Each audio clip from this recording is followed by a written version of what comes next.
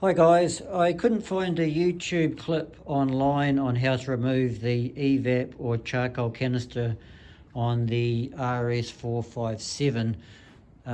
So I thought I'd just do a kind of a briefish one as I go.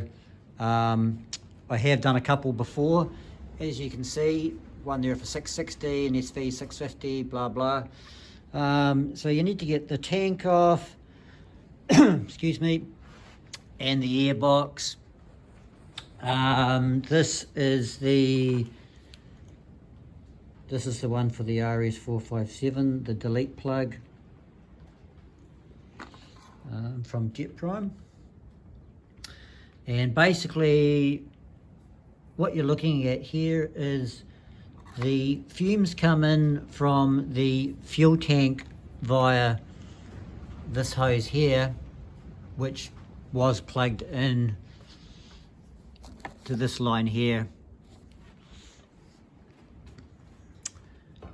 and then they go into the canister and then out via this hose coming around, and this is the valve here that releases the fumes, call it what you will, via these hoses to the inlet valves, well, throttle bodies I should say, sorry, 1 and 2.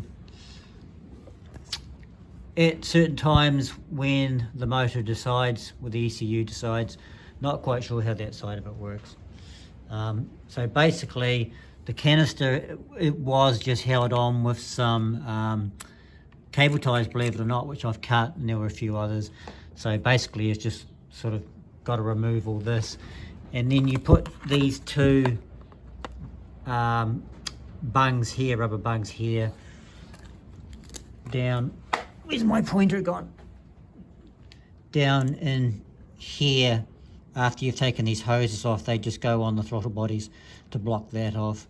And there was just a nut here holding the valve on.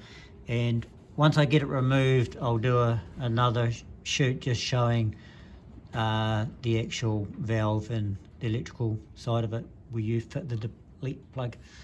Cool. A couple of things I'll just show you is now I've got the unit out. So the electrical connection, this piece here, that was tucked around the back, that bit there was slid over the brackety thing, and so I got one hand holding the phone. I'm not much of a YouTuber, but basically the Jet Prime delete plug just clips in there, and you can stash that carefully out the way somewhere, wherever you want. Other thing I wanted to show you quickly was there's a breather hose that comes off the unit, and it goes on that that vacant spigot or port there. And so that's this line here. I've pulled it through a little bit, and basically it was just one of the breather lines that was coming down, and there's still two here showing, one's for the fuel tank and one's, I'm guessing, for the radiator. And basically just grab it, try and do this so you can see it. Oops. Just grab it and pull it through. It's not actually connected in any way, it just pulls out. And so the next bit will be removing these lines here going into the throttle bodies.